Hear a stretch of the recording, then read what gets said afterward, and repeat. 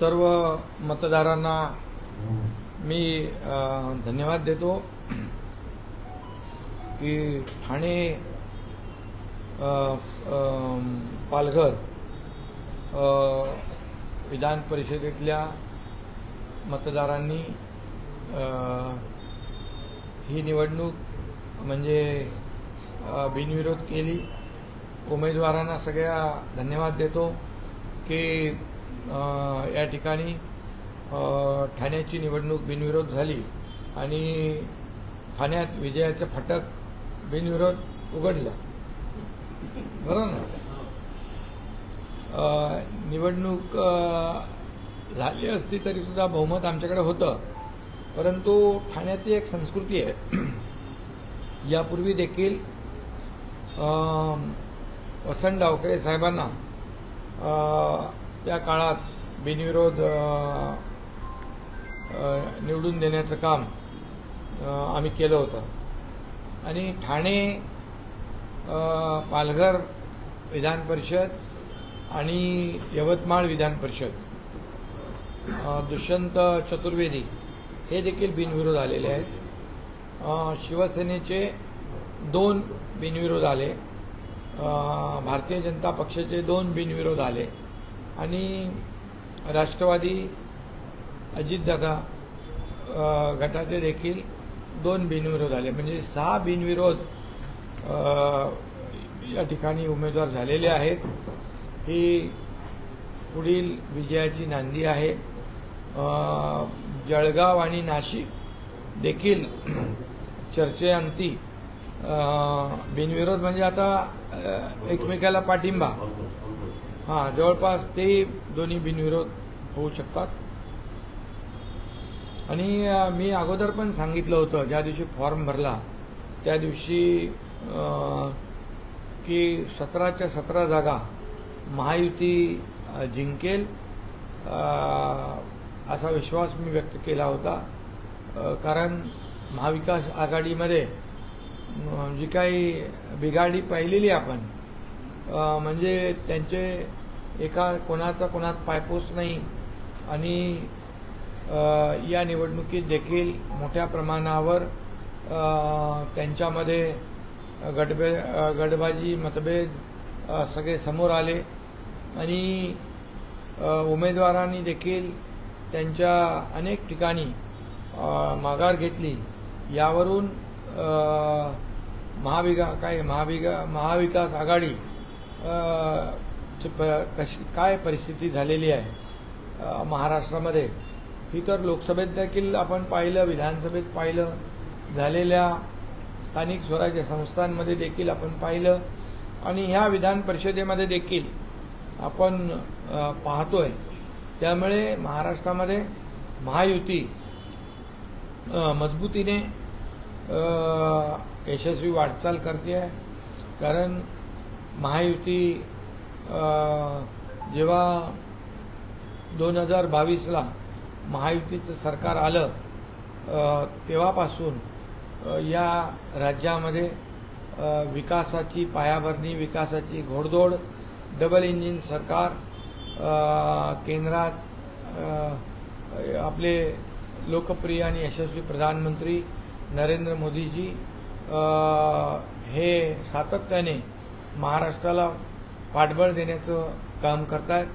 मी मुख्यमंत्री असताना 2.5 वर्षामध्ये जे काही काम केलं, विकास प्रकल्प केले, विकासाच्या योजना केल्या, अनेक योजना केल्या, त्याचं फळ झालेल्या विधानसभेच्या निवडणुकीमध्ये मिळालं। आता मुख्यमंत्री देवेंद्रजी पुढची वाटचाल करतायत, आम्ही टीम म्हणून काम करतोय। शेतकऱ्यांच्या कर्जमाफीचा देखील आम्ही निर्णय घेतला आहे आणि त्यामुळे या राज्यामध्ये एक विकासाचं राजकारण आपण पाहतोय आणि विकास प्रकल्पांना वेग देण्याचं काम, गती देण्याचं काम महायुती करते आहे। या उलट महाविकास आघाडीचं सरकार जेव्हा होतं त्यावेळेस विकासाला ब्रेक लावण्याचं काम केलं, स्थगिती देण्याचं काम केलं। ते एक प्रकारचं स्थगिती सरकार होतं, आमचं प्रगती सरकार आहे आणि त्यांचा पाय ब्रेकवर होता, आमचा पाय एक्सलेटरवर आहे। आणि त्यामुळे आमची विकासाची गाडी मोठ्या वेगाने पुढे जाते आणि त्यामुळेच लोक विश्वास दाखवत आहेत की महायुतीचे उमेदवार विजयी झाले तर त्या मतदारसंघामध्ये कामं होतील आणि विकास होईल. पण नाशिकची जागा जी आहे ती जागा शेवटपर्यंत बिनविरोध करण्याचा प्रयत्न सुरू होते. गोकुळ गीते यांनी शेवटपर्यंत माघार घेतली नाही. उदय सामंत आणि गिरीश महाजन यांची बैठक सुरू आहे. गोकुळ गीते यांना पाठिंबा देण्याची प्रयत्न सुरू होईल ना. म्हणून मी सांगितलं नाशिक आणि जळगाव हे दोन्ही जे काही विधान परिषदेचे मतदारसंघ आहेत त्या ठिकाणी देखील चर्चा सुरू आहे आणि त्यात देखील पॉझिटिव्ह चर्चा आहे. नाशिकच्या जागेवर जर माघार घेतली तरच जळगावच्या जागेवरती माघार घेतली तर असं कॅन्डिडेट झालं. असं गणित तुम्ही लावताय. त्यामुळे तुमचे प्रश्न आहेत आणि तुमचे उत्तरं आहेत. तुमचे प्रश्न, तुमचे उत्तरं, तुमचे सूत्र सगळं तुमचंच आहे. त्यामुळे असं काही नाही. महायुती मजबूतीने पुढे जाते. महायुतीचे 17च्या 17 उमेदवार निवडून आणण्याचं काम आम्ही करणार आहोत. आता परवा बघा किती रायगडला देखील आमचे महेंद्र दळवी, थोरवे, भरत गोगावले यांनी पाठिंबा दिला. काल मी पुण्यामध्ये देखील आमचा एक कॅन्डिडेट होता, आपल्या सुनेत्रा वहिनींनी मला फोन केला होता, तोही उमेदवार मागे घेतला. त्यामुळे अनेक ठिकाणी भाजपच्या समोर देखील शिवसेनेचे अनेक कार्यकर्ते पदाधिकारी उभे होते. त्यांना आम्ही सगळ्यांना जसं संभाजीनगरमध्ये इतरही ठिकाणी ज्या ठिकाणी शिवसेनेचे उमेदवार उभे होते त्यांना माघार घ्यायला लावली. त्यांनी माघार घेतली. महाविकास आघाडीमध्ये कुठेतरी बिघाडी दिसून येते, कारण उमेदवारांनी अर्ज मागे घेतल्यानंतर आम्हाला विश्वासात घेतलं नाही असं काँग्रेस आणि उभाटाचं म्हणणं आहे. त्यामुळे कुठेतरी बिघाडी ही समोर येताना पाहिजे. बाळमानेंनी तर थेट आरोप केले की मला उद्धव ठाकरेंशी बोलायला पण दिलं नाही आणि विनायकराव पण आरोप केले. त्यांनी असं मी आधीपासून RSSचाच कार्यकर्ता आहे असं म्हणून त्यांनी आपण त्यांच्यावर त्यांच्यामध्ये मी मगाशीच म्हणालो की महाविकास आघाडीमध्ये कुणाचा पायपोस कुणात नाही आणि महाबिघाडी काय ते त्यांची आघाडी जी आहे ते आघाडीमध्ये अशा प्रकारे जे पण पाहिलं या निवडणुकांमध्ये की कोणी कुठे उमेदवारी भरली, कुणाला कोणाचा पत्ता नाही, कोणी कुठून माघार घेतली तेही कुणाला माहीत नाही. आणि या सगळ्या गोष्टी ज्या आपण पाहिल्यात, मी त्याच्यावर जास्ती काय भाष्य करू इच्छित नाही. आणि मी महायुतीचे उमेदवार 17 पूर्ण विजयी होतील हे या ठिकाणी विश्वासाने सांगू इच्छितो. घोडेबाजार सुरू होता, अनेक ठिकाणी कोट्यवधी रुपये वाटले गेले असा विरोधकांचा आरोप आहे. खर्च आले असा आरोप केला जातोय बिनविरोध होण्यासाठी. जर संख्याबळ आहे तर मग बिनविरोध एवढे पैसे का खर्च करतात असं देखील विचारलं जाते उभाटा. खरं म्हणजे हे काय पैसे मोजायला होते का तिकडे? मी एवढंच सांगतो, ज्या उमेदवारांनी माघार घेतली त्यांनी पाहिलं आपल्याकडे मतं किती आहेत आणि मग मतं किती आहेत आणि महायुतीकडे मतं किती आहेत. हे कितीतरी मोठा फरक महायुती आणि महाविकास आघाडीमध्ये असल्यामुळे ते उमेदवार सुज्ञ आहेत, समजदार आहेत आणि त्यांना माहीत आहे की आम्ही निवडून येऊ शकत नाही. उलट जर निवडून येणाऱ्या उमेदवाराला मदत केली तर आमच्या भागामध्ये कामं होती. धन्यवाद. थँक्यू. रवींद्र फाटक यांच्या पत्नी देखील ठाणे महापालिकेच्या निवडणुकीत बिनविरोध आल्या आणि आता हे देखील बिनविरोध आलेले आहेत. त्यामुळे ठाण्यामध्ये फाटक बिनविरोधाचं फाटक आहे ना ते, विजयाचं फाटक. म्हणजे त्यांच्या पत्नी देखील महापालिकेच्या निवडणुकीमध्ये बिनविरोध झाल्या, तेही झाल्या. म्हणजे हे एक योगायोग आहे. तर मान्सून अगदी तोंडावर आलेला आहे. अगदी 2 दिवसात मान्सून पोहोचेल असं सांगितलं, गोव्यापर्यंत पोहोचलाय. मुंबई असेल, मुंबईतली नालेसोबा किंवा मुंबईतली एकूण तयारी मान्सूनची आज देखील एक आढावा बैठक होती. ठाण्यामधली तयारी, ठाण्यामध्ये देखील अनेक वेळा दरडी कोसळतात, अनेक घटना होतात. तर प्रशासनाला काय प्रशासन पूर्णपणे अलर्ट आहे. दरवर्षीप्रमाणे त्यांचं नियोजन योग्यपणे चोख ठेवलेलं आहे. त्यांनी येणाऱ्या प्रत्येक संकटाला सामोरं जाण्याची पूर्ण तयारी आहे. सर्व यंत्रणा सज्ज आहे आणि कुठलेही संकट येऊ नये, आलं तर त्याचा मुकाबला करण्यासाठी आमच्या प्रशासन यंत्रणा पूर्णपणे तयार आहेत. कुठेही जीवित आणि मालमत्तेची हानी होऊ नये यासाठी पूर्णपणे खबरदारी प्रशासनाने घेतलेली आहे. एमआयडीसी क्लस्टरबाबतच बैठक झाली. बैठकी झाली. क्लस्टरच्या बाबतीमध्ये आज बैठक झाली. क्लस्टर हे जे योजना जी आहे देशातली पहिली योजना आहे आणि समूह विकास जो आहे त्यामुळे लोकांचं जीवनमान जे आहे हे बदलण्यासाठी हा क्लस्टर प्रकल्प आपण आणला. ठाण्यामध्ये ठाणे महापालिका आणि सिडको मिळून क्लस्टर राबवते. उंच इमारती ज्या आहेत त्या 25-30 मजल्याच्या इमारती उभ्या राहत आहेत आणि अशाच प्रकारे मुंबईमध्ये देखील क्लस्टरचं काम रमाबाई आंबेडकर नगरमध्ये आणि कामराज नगरमध्ये सुरू आहे 17,000 घरांचं. आणि त्यामुळे क्लस्टर योजना ही अतिशय गेम चेंजर योजना आहे.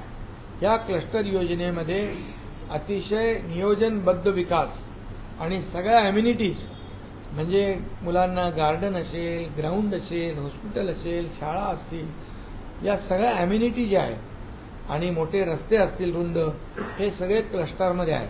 आणि त्या क्लस्टरच्या बद्दल मी आढावा आज बैठक घेतली. त्यामध्ये ज्या ज्या काही अडचणी होत्या त्या दूर करण्याच्या सूचना दिलेल्या आहेत.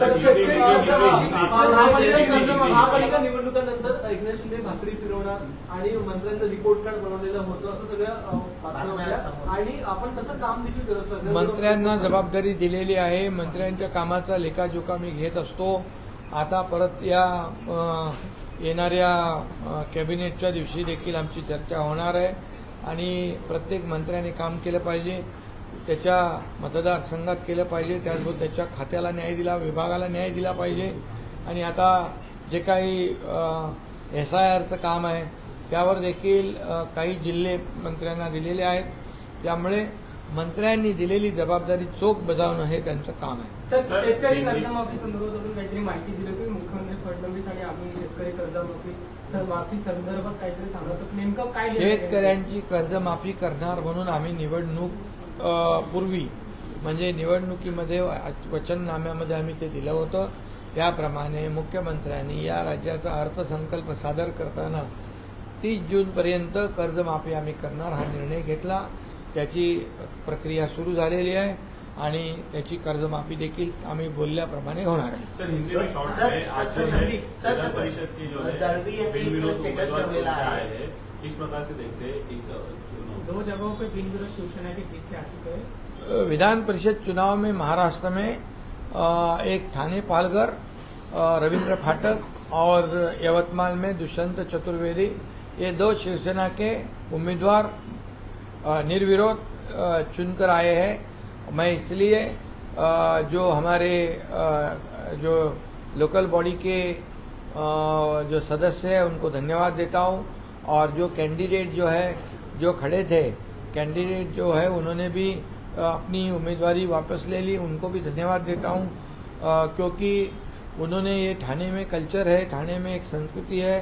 पहले भी वसंत डावकरे साहब जी को हमने निर्विरोध चुनकर भेजा था. इस बार भी मैं सभी उम्मीदवार जो जिन्होंने उम्मीदवार वापसी ली है उनको धन्यवाद देता हूं.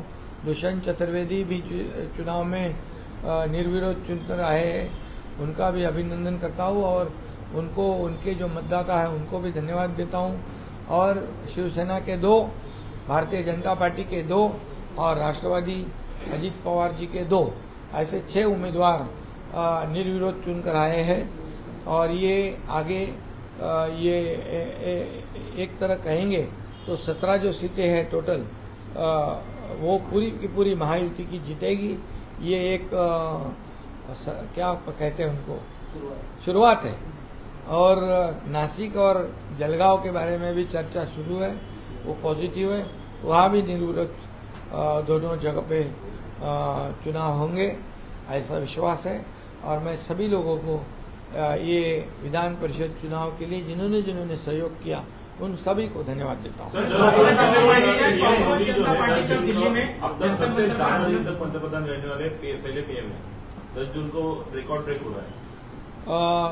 हमारे देश के लोकप्रिय और यशस्वी प्रधानमंत्री नरेंद्र मोदी जी गत 12 सालों से जो काम कर रहे विकास का, इस देश को आगे बढ़ाने का काम कर रहे हैं, देश को प्रगति पथ पर ले जाने का काम कर रहे हैं, देश की अर्थव्यवस्था को मजबूत करने का काम कर रहे हैं। जैसे कई देशों की अर्थव्यवस्था बहुत ही गंभीर परिस्थिति में है, डगमगा गई है, चरमरा गई है, लेकिन ऐसी परिस्थिति में हमारे भारत की अर्थव्यवस्था को मजबूत करना, मजबूत बनाए रखना, आत्मनिर्भर भारत करना, ये जो है, ये संकल्प जो है, ये सिद्धि तक लेके जाने का काम आदरणीय प्रधानमंत्री नरेंद्र मोदी जी ने किया है। 2014 साल के पहले का देखो भारत और 2014 के बाद का देखो, आज भारत बहुत ही सभी क्षेत्रों में विकास को आगे बढ़ा रहा है, देश आगे बढ़ रहा है।